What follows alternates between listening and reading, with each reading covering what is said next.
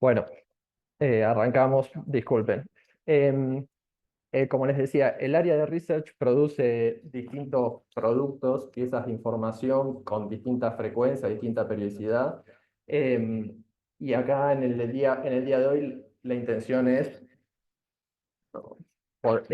poder acercarles un informe semanal que nosotros realizamos con esa frecuencia, poder compartirlo con ustedes y aquellos que no tengan acceso, poder sumarlos, así que cualquiera que esté interesado luego podrá contactarse con nosotros al mail del equipo de research que está al final de la presentación para que puedan quedar en los canales de distribución y recibir esta información periódica que el área de research produce regularmente para que ustedes puedan tener información de interés. Em, la intención de la presentación de hoy es poder hablar un poco sobre la coyuntura macro y cómo está, ciertos rasgos salientes de la coyuntura macro y cómo esta incide en los últimos movimientos del mercado para luego finalizar desde el área comercial presentándoles las carteras sugeridas que se desarrolla desde el área para que ustedes puedan disponer de ellas y tomar buenas decisiones de inversión. Así que, sin más preámbulos y dado todos los desperfectos que hemos tenido, arrancamos para no demorar demasiado. Comenzaremos abordando la coyuntura macro desde la perspectiva más general sobre en particular el escenario internacional, ¿no?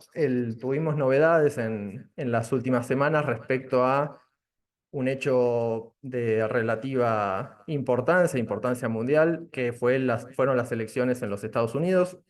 Como saben, el candidato Trump venció en las elecciones presidenciales. En el mismo momento supimos que el Partido Republicano había conseguido la mayoría en el Senado y el lunes, este último lunes, nos enteramos que también había extendido esa mayoría a las cámaras del Congreso, a la Cámara del Congreso, a la Cámara de Diputados del Congreso, lo que en principio incrementa la factibilidad de la implementación de las propuestas que están plasmadas en la plataforma de Trump.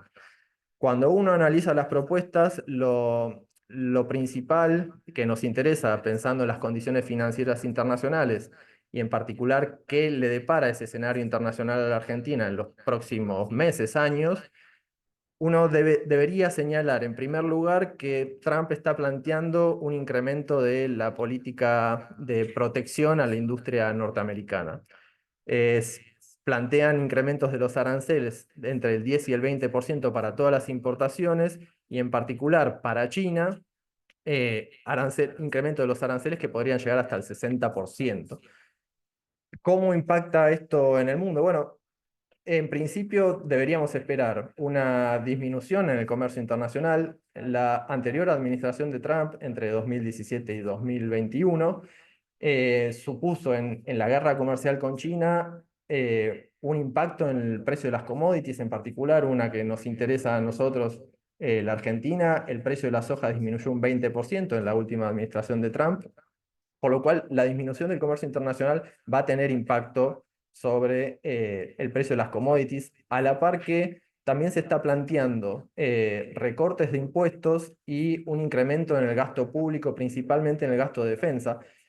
Hoy los Estados Unidos tienen un déficit fiscal del orden del 6,4 puntos porcentuales del Producto Bruto, por lo cual estas nuevas políticas deberían llevarnos a una presión al alza en los precios internos de los Estados Unidos, una revalorización del dólar norteamericano y una presión al alza sobre los rendimientos de los bonos del Tesoro norteamericano. Es decir, las condiciones de liquidez internacional es esperable que empiezan a contraerse, sean menos fluidas, por lo cual esto va a tener fuerte impacto, o estimamos que va a tener un fuerte impacto sobre los países emergentes, en particular sobre nuestros principales socios comerciales, que son China y Brasil, y también sobre la Argentina. Ahí arriba en el gráfico a la izquierda pueden ver cómo han reaccionado las monedas de los Estados Unidos y de nuestros dos principales socios comerciales, Brasil y China, ante la victoria de Trump. En principio, el dólar viene en niveles históricamente altos, tiene valores relativamente altos. Cuando uno mira la serie, al menos en lo que va del siglo XXI, estamos en niveles relativamente altos.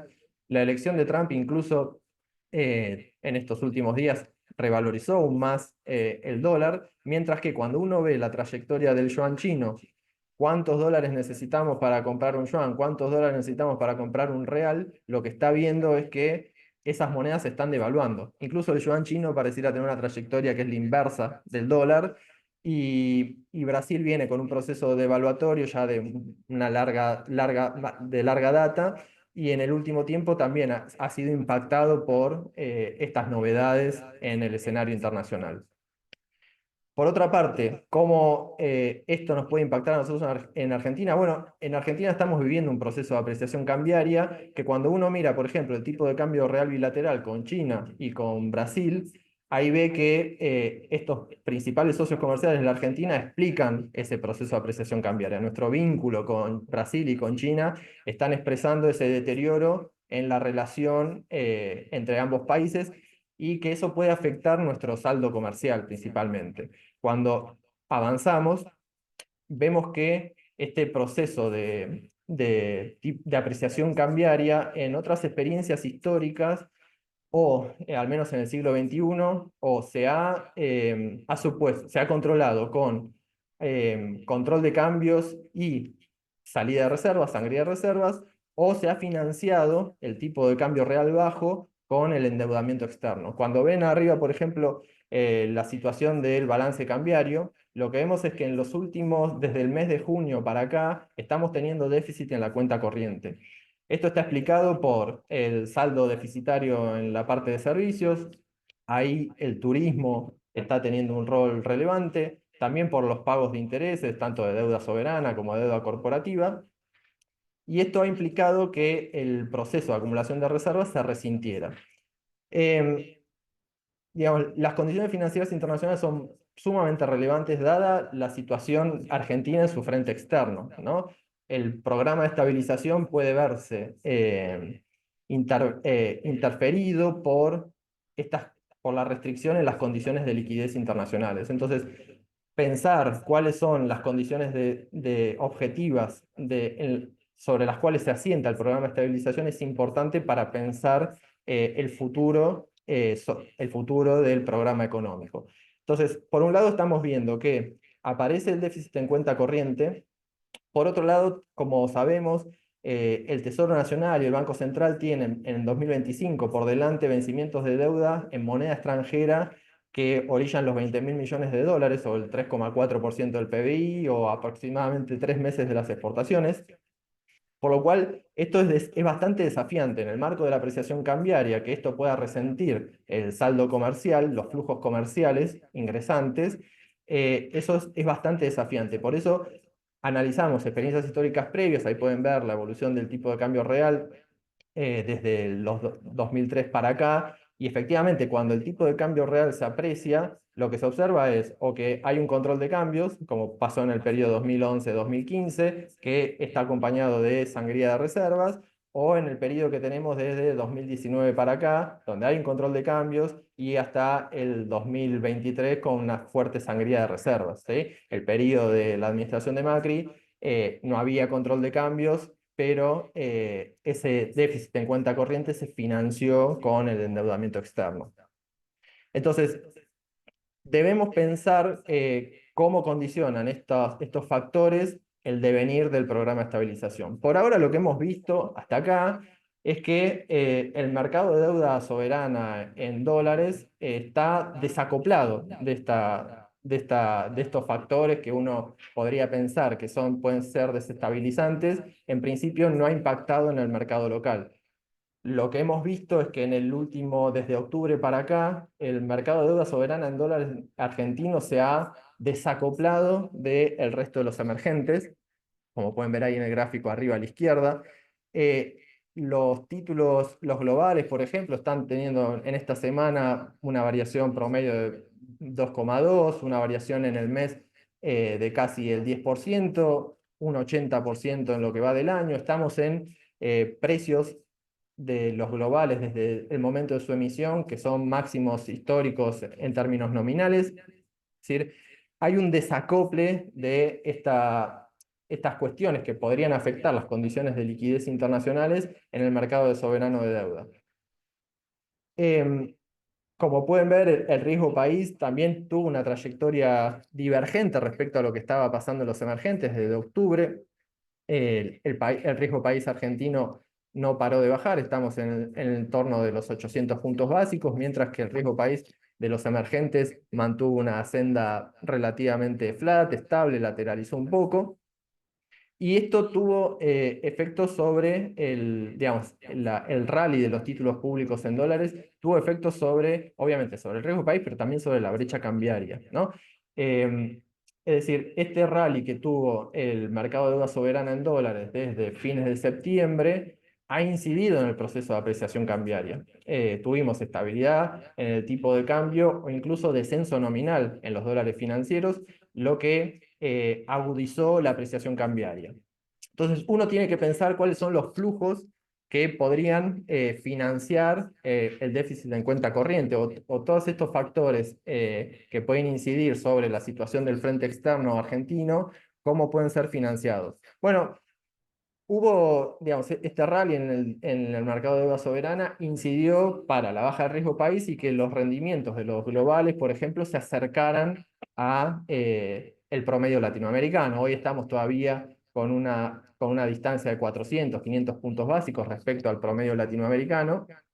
Eh, pero esto podría, o da al menos la pauta de que existe la posibilidad, siempre pensando en que pudiese llegarse a levantar en algún momento el control de cambios, el reingreso a los mercados voluntarios de deuda internacional, que eso podría financiar desequilibrios que puedan darse en el sector comercial, en la cuenta corriente.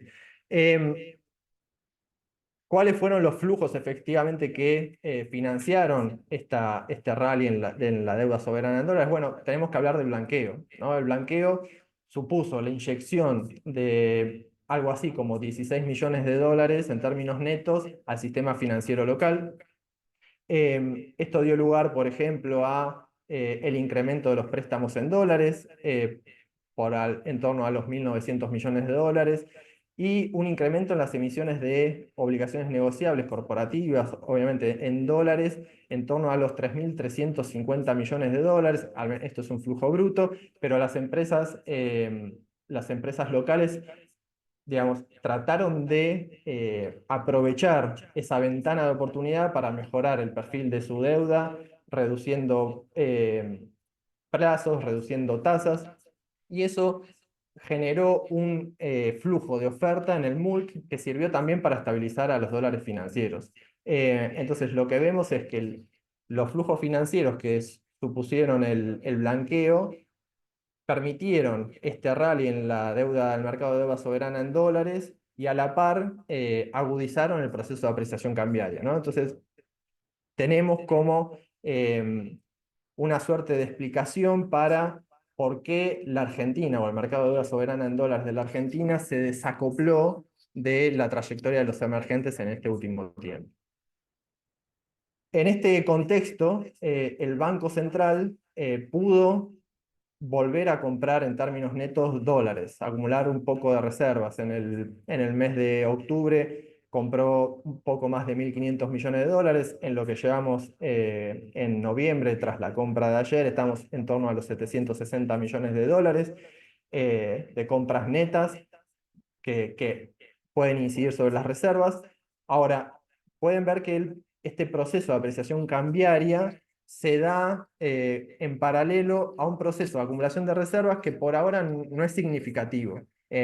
Cuando vemos las reservas brutas desde el comienzo del gobierno de Milei para acá, tenemos una acumulación de alrededor de 8.000 millones de dólares. Cuando vemos las reservas netas, estamos hablando de un proceso de acumulación de en torno a los 5.000 millones de dólares. Hoy estamos en reservas negativas, alrededor de 6.300 millones de dólares negativos.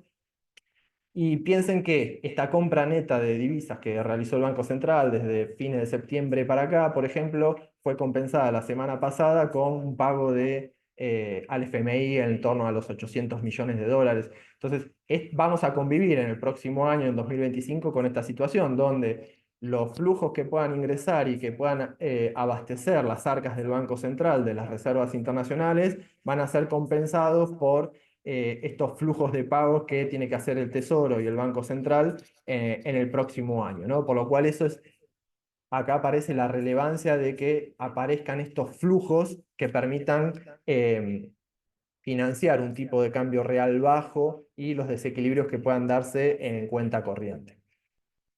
Este proceso de apreciación cambiaria junto a otras anclas, como ha sido el ancla fiscal, ¿no? El ajuste fiscal, tuvo un rol predominante en los primeros meses del gobierno de Milei. Hoy está andando como una suerte de velocidad crucero. En nuestros informes fuimos midiendo el ajuste fiscal en términos del PBI y desde el mes de agosto estamos en torno a un ajuste del 3,8-3,7% del PBI acumulado en el año y se mantiene en esos niveles, es decir, como que el ajuste ahora está en una suerte de velocidad crucero.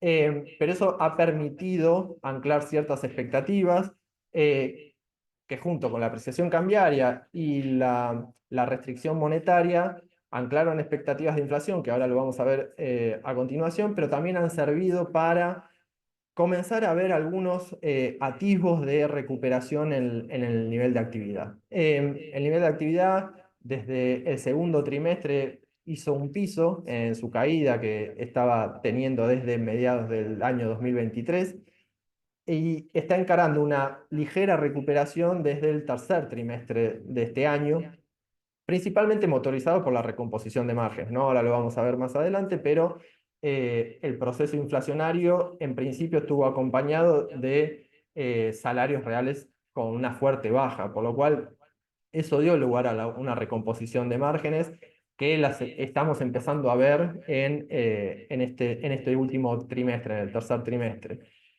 Un dato muy relevante fue la recuperación de la industria. Desde el mes de julio la industria está teniendo variaciones positivas en su nivel de actividad, en la serie desestacionalizada. Estamos teniendo incrementos mensuales en el nivel de actividad de la industria. Y eso ha permitido que haya habido impacto sobre el empleo registrado. En el mes de agosto se dio la primer suba del empleo asalariado registrado desde mediados de 2023. Estábamos teniendo caída en los niveles de empleo desde mediados de 2023 en el empleo registrado.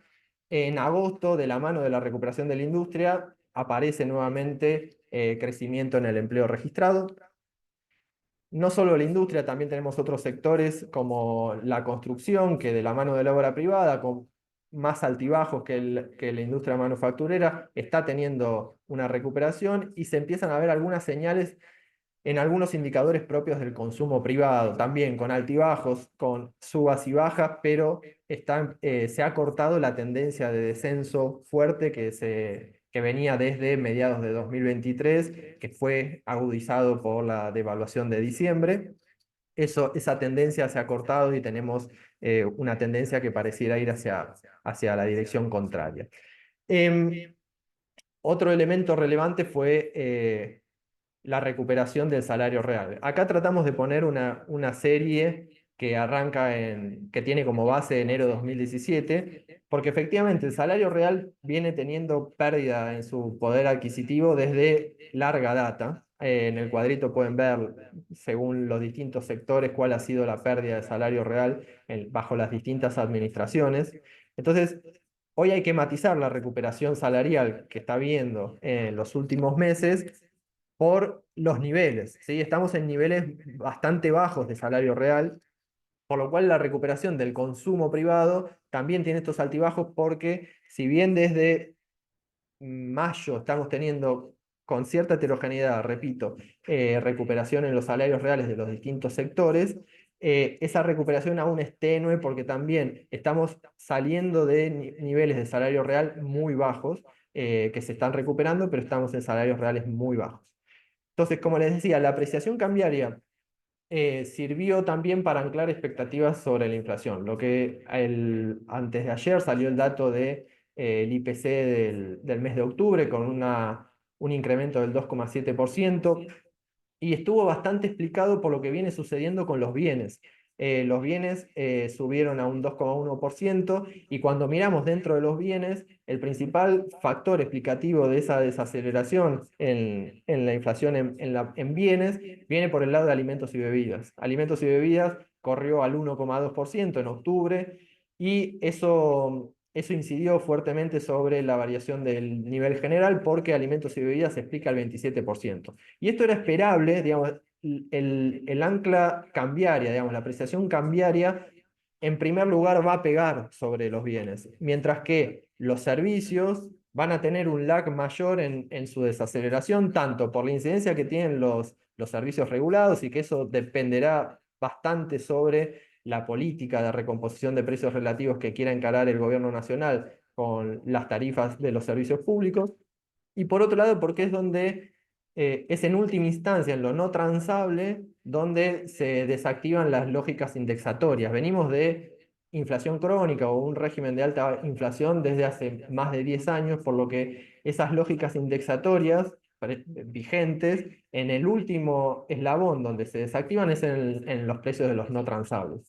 Y es más, el principal no transable, podríamos decir, es el salario, por lo cual eso también explica la recuperación del salario real, ¿sí? Los salarios aún mantienen esa lógica indexatoria que en los bienes ya se pudo haber desarmado o estar desarmando. En los servicios y en todos los no transables tendremos un lag un poco mayor, y esa desactivación de la lógica indexatoria tardará un mayor tiempo.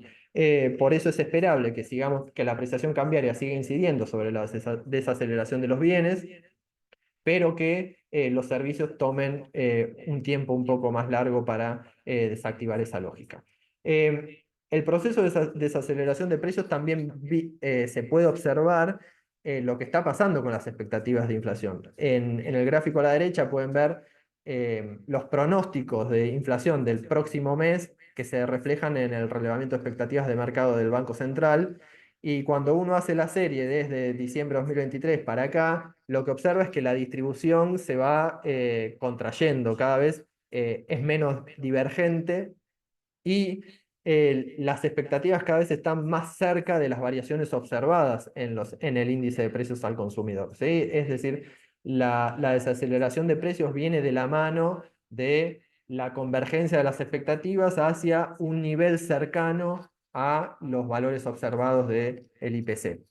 Entonces, habiendo presentado estas cuestiones que entendemos que han dominado o han influido, determinado los movimientos del mercado de capitales local, ya abordamos, por un lado, lo que sucedió en la deuda soberana en dólares. Ahora nos disponemos a analizar lo que ha sucedido en el mercado de deuda en pesos, particularmente la renta fija soberana. Así que le doy el pie a Justina para que tome la palabra y nos hable sobre esas cuestiones. Bueno, hola a todos.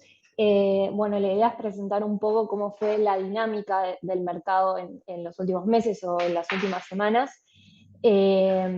Como sabemos, la estabilidad de los dólares financieros también favorecido por el proceso desinflacionario que venimos viendo en los últimos meses, dio lugar a las estrategias de carry trade, que como podemos ver en el gráfico a la derecha, vemos cómo si tomamos a partir del 1 de octubre las estrategias de carry trade utilizando las LECAPs, que son bueno, los instrumentos a tasa fija, dieron un rendimiento de aproximadamente, un rendimiento acumulado en dólares de entre el 10 o el 13 y el 15% para las LECAP más cortas, mientras que para las LECAP más largas dio lugar a un rendimiento acumulado de entre el 23 y 26%.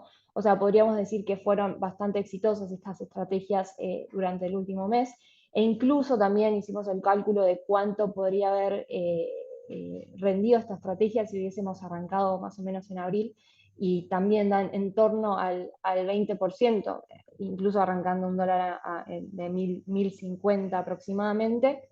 Obviamente que en abril teníamos mucha más incertidumbre y no sabíamos que la dinámica del mercado se iba a dar de esta manera. Pero bueno, dicho esto, vemos un poco cómo se fue moviendo la curva de tasa fija en los últimos meses, últimas semanas. Y fíjense, si vemos el gráfico a la izquierda, que durante la última semana, y ya, bueno, semanas atrás, la curva de tasa fija vino comprimiendo.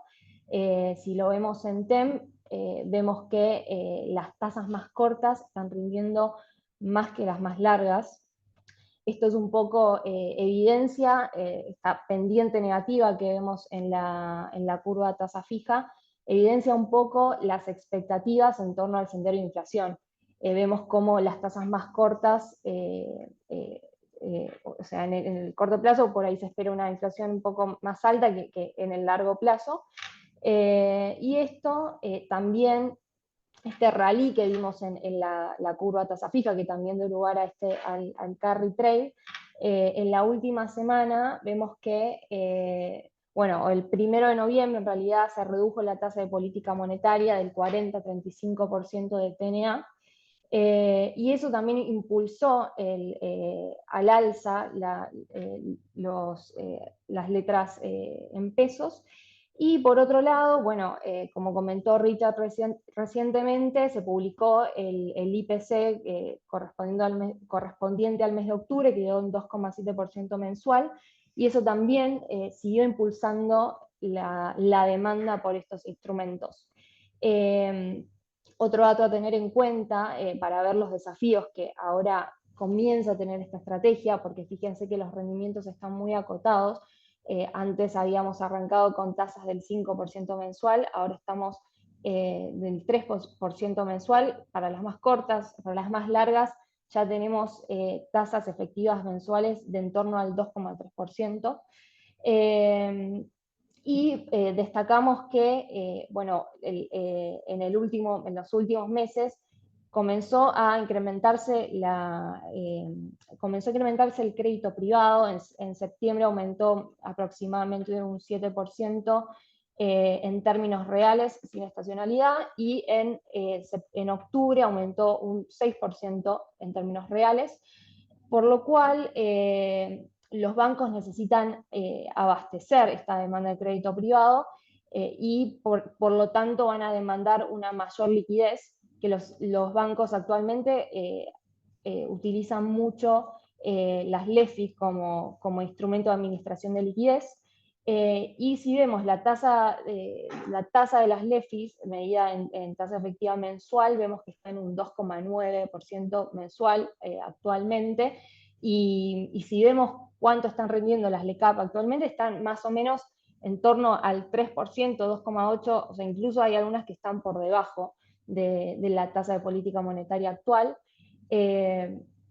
Por lo cual, en este sentido, vemos como un desafío para que la compresión adicional de rendimientos siga ocurriendo, que se siga dando esta dinámica, e incluso podríamos llegar a pensar que el gobierno pueda desacelerar el crawling peg, que está actualmente en el 2%, para que esta estrategia siga manteniendo su atractivo. Así que bueno, luego continuamos con la cobertura SERP. Bueno, no sé si vieron en el último tiempo que bueno, la curva SER o los instrumentos que están atados a la inflación, hace unas semanas habían descomprimido mucho, estaban rindiendo en torno al 12-13%, un spread del 12 al 13%, y en las últimas semanas vimos que la curva SER comprimió bastante, hubo una mayor demanda por estos instrumentos de cobertura. No lo atribuimos por una mayor expectativa en torno al sendero de inflación, sino que lo que vemos es que la realidad es que los rendimientos están muy atractivos. Las break-even de estos instrumentos, es decir, la tasa de inflación que iguala el rendimiento de un instrumento a tasa fija, están muy bajas. O sea, si bien hay un optimismo en cuanto al devenir del proceso inflacionario, la realidad es que era muy baja la break-even que se estaba estimando, y esto dio lugar a que la curva SER comience a comprimir. Ahora vemos retornos reales positivos en torno al 4,7 y 7% en la curva SER. También, bueno, como mencioné previamente, hubo una reducción en la tasa de política monetaria que pasó del 40 al 35, por lo cual eso dio lugar a que haya como un rebalanceo hacia estos instrumentos, dado que los rendimientos de los instrumentos a tasa fija se venían acotando cada vez más. Y bueno, para que tengan una idea, la inflación break-even para los últimos meses del 2024 está aproximadamente en 2,4. Después, si nos extendemos de enero a abril del 2025, la break-even está en un 1,9. Y si nos extendemos hacia octubre del 2025, vemos una break-even del 1,7. Si bien son break-evens que están bastante bajas, creemos que este proceso desinflacionario va a continuar, pero seguimos viendo atractivos los bonos SER en este sentido, sobre todo para el tramo 2025, fines del 2025, y también teniendo en cuenta que en la última semana de octubre hubo un arrastre estadístico en la dinámica de alimentos y bebidas, incluso, bueno, con el aumento de los precios regulados, podría llegar a pasar que quizás en noviembre, por encima, el dato de inflación de noviembre de un poquito por encima del mes de octubre, no sabemos si eso va a pasar efectivamente, pero en este sentido, siempre mencionamos la ventaja estratégica que tienen los bonos SER, no solamente porque nos permiten bloquear spreads positivos, bloquear tasas reales positivas, sino que al mismo tiempo nos cubren ante un escenario pesimista en cuanto al proceso desinflacionario, ¿no? Ahora pasamos bueno, también lo que planteamos es, armamos un ejercicio para ver el upside que podrían llegar a tener los bonos SER, dada esta ventaja estratégica que venimos diciendo, y también en el contexto del carry trade, porque no solo podría pensarse hacer una estrategia de carry trade con una LECAP, sino también podría pensarse hacerse con un bono SER. Por lo cual planteamos tres escenarios, uno optimista, otro base y otro pesimista, y usamos como referencia para el escenario optimista las break-even actuales. Si vemos en el gráfico a la izquierda, podemos ver cómo armamos los distintos senderos.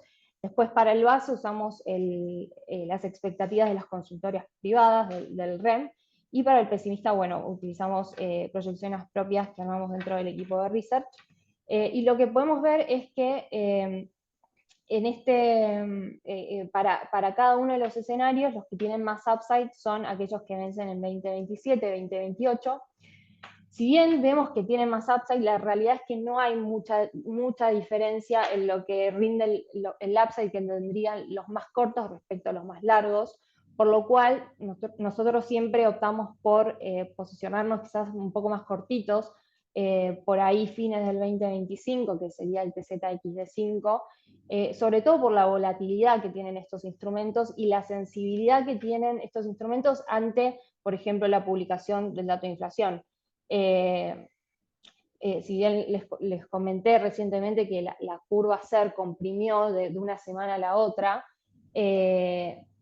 hubo un impacto al publicarse el índice de precios que dio un 2,7%. Ese mismo día la curva descomprimió, es decir, hubo una menor demanda justamente porque el índice de precios fue bastante positivo, por lo cual hay que tener en cuenta la volatilidad que tienen estos instrumentos al momento de posicionarse en ellos. Y lo que podemos ver es que, perdón, me olvidé de mencionar que este ejercicio lo hicimos al 30 de abril del 2025, es decir, como para mantener la posición hasta el 30 de abril, manteniendo la misma, la TIR del mercado como exit yield, es decir, en este sentido estamos estimando estos upsides, pero podría llegar a pasar que o sigan comprimiendo estos rendimientos y que incluso tendrías un upside mayor, o que incluso descompriman y no efectivizás este upside que estamos viendo en este cuadro. Pero bueno, si comparamos el rendimiento que podría llegar a tener una LECAP que vence el 28 de abril del 2025, vemos que esa LECAP tiene un rendimiento a finish del 15%. O sea, la realidad es que no hay mucha diferencia entre lo que nos rinde una LECAP y lo que nos rinde un bono SER, pero siempre resaltamos la ventaja estratégica que tienen los instrumentos SER, justamente porque nos permiten cubrirnos ante un escenario pesimista en torno al proceso inflacionario. Bueno, en cuanto a la cobertura dólar link, la realidad es que no hay mucho volumen negociado en estos instrumentos. Nosotros siempre ponemos la curva soberana, pero la realidad es que no es muy representativa porque no tiene mucha liquidez. Siempre vemos cómo se están negociando los bonos corporativos, ajustados por el dólar oficial, y vemos que no hay mucha negociación de estos instrumentos, justamente porque el gobierno ratificó o convenció más con la idea de que el crawling se va a mantener en un 2% mensual, incluso para las proyecciones que dio en el presupuesto del 2025, proyectó un dólar a fines del 2025 de 1.207, que si hacemos la cuenta, eso da incluso un crawling menor al 2% mensual, hasta fines del 2025, por lo cual el mercado se hizo esta idea y se convenció con esta idea, y no hay mucha negociación de estos instrumentos. Los spreads para el segmento corporativo están aproximadamente rindiendo entre 7 y 8, que comparado a cómo estaban rindiendo quizás a principio de año, que están rindiendo en 1 o 2% de spread, por lo cual, y incluso los FSI que están ajustados al dólar oficial también presentaron rescates netos durante las últimas semanas, o sea que no hay mucha demanda por estos instrumentos. Fíjense también cómo los futuros de ROFEX cayeron un montón durante los últimos 5 días, en torno al 5%, y también si vemos el crawling peg implícito en los futuros de ROFEX, vemos que hacia fines del 2025 incluso se proyecta un crawling peg mucho menor. O sea que claramente el mercado está convencido con esta idea de que el crawling se va a mantener o incluso va a desacelerarse.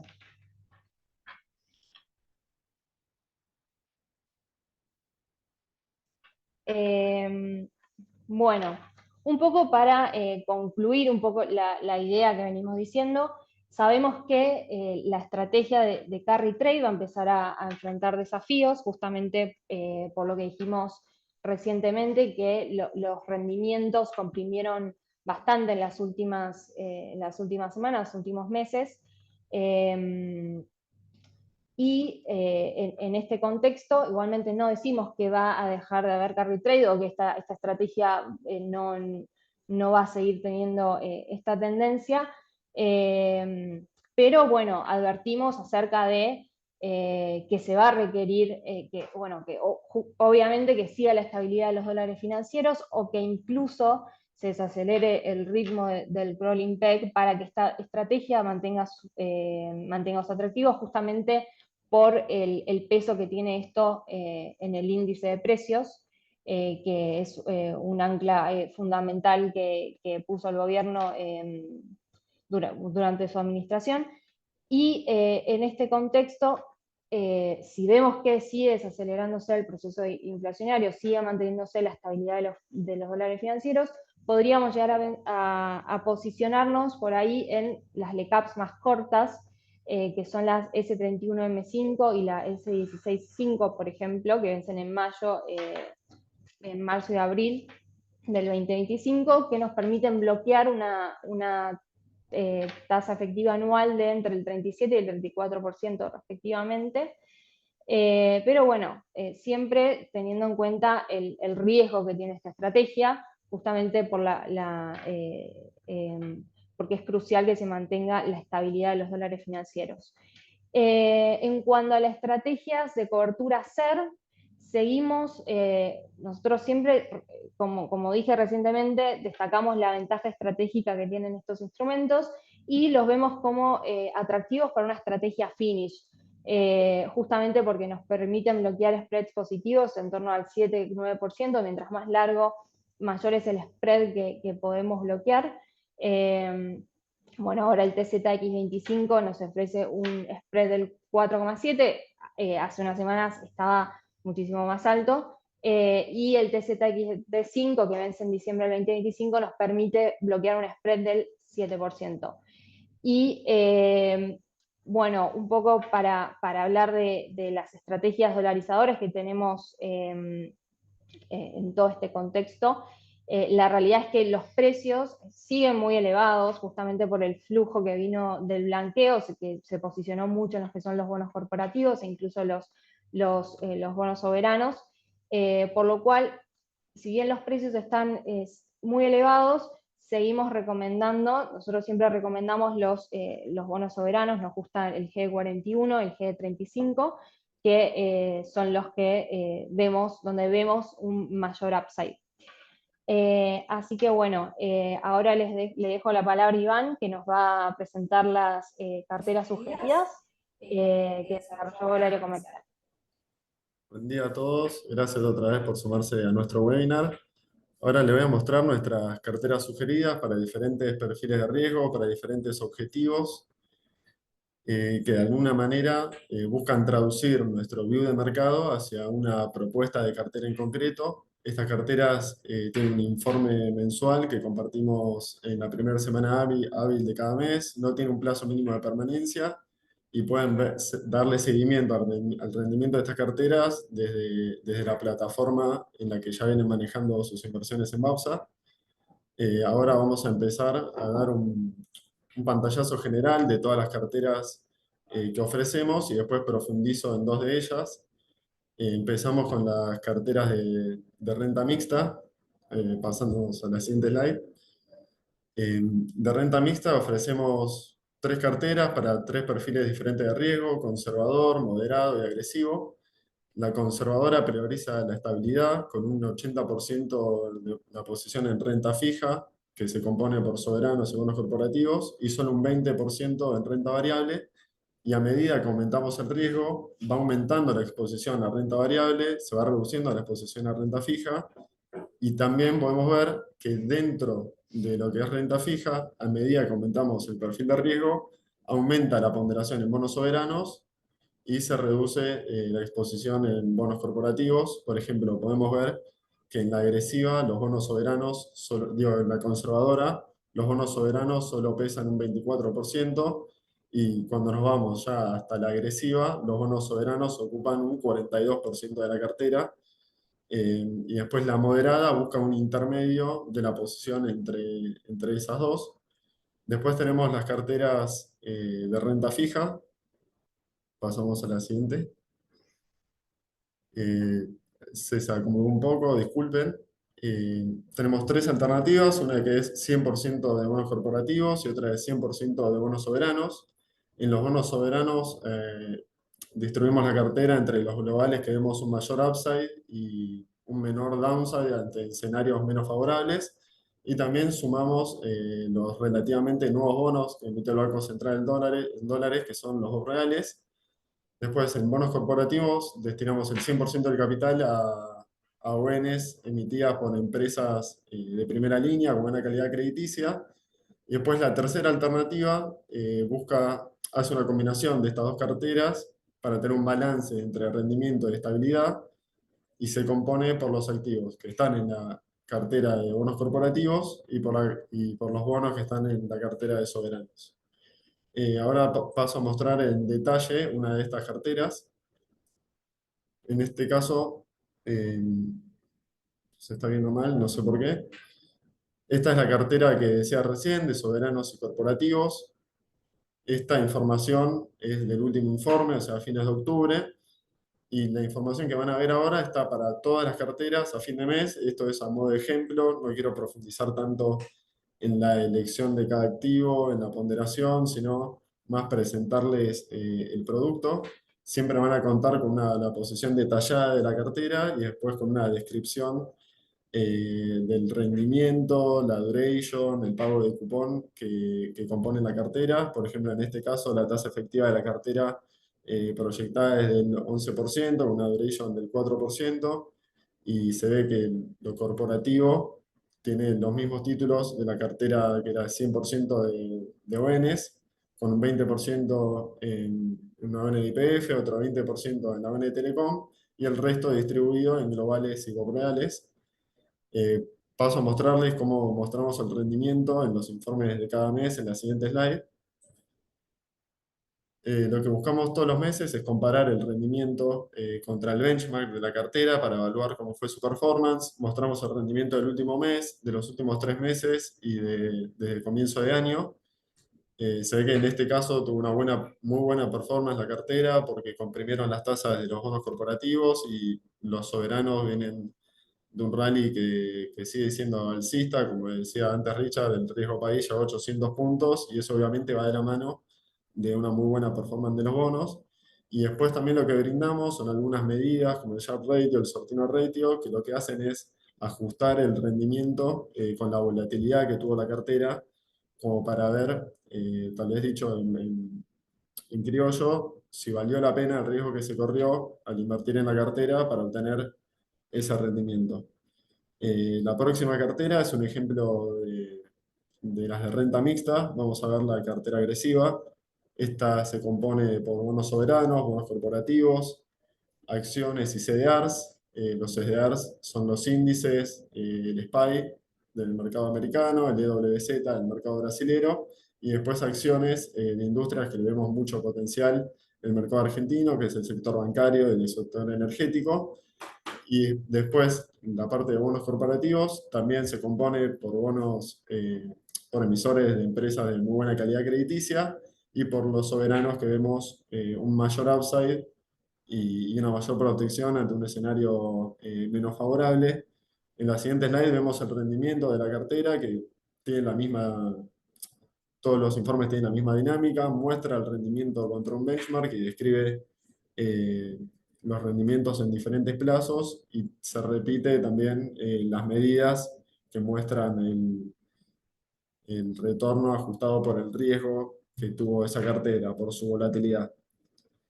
Eh, Pueden ver todas las carteras en nuestra página web con los informes actualizados. Cualquier consulta que tengan sobre las carteras nos pueden consultar a su asesor o a comercial@absa.com.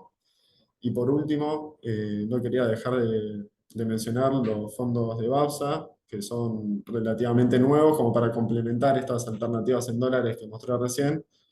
Pueden encontrar muy buenos instrumentos, por ejemplo el BAPSA Pesos Plus, que viene convalidando un muy buen rendimiento con una estabilidad, eh, la verdad, muy atractiva, porque tomó toda esta baja de tasas que comentaba Justi de las LECAP. Después tenemos el abierto PYME, que brinda también un muy buen rendimiento con una estabilidad de cuota parte también muy atractiva. La idea de esto no es profundizar en los fondos, pero sí invitarlos a que visiten la página como para ver el resto de las alternativas. Eh, Terminamos con un espacio a preguntas que pueden dar en el chat.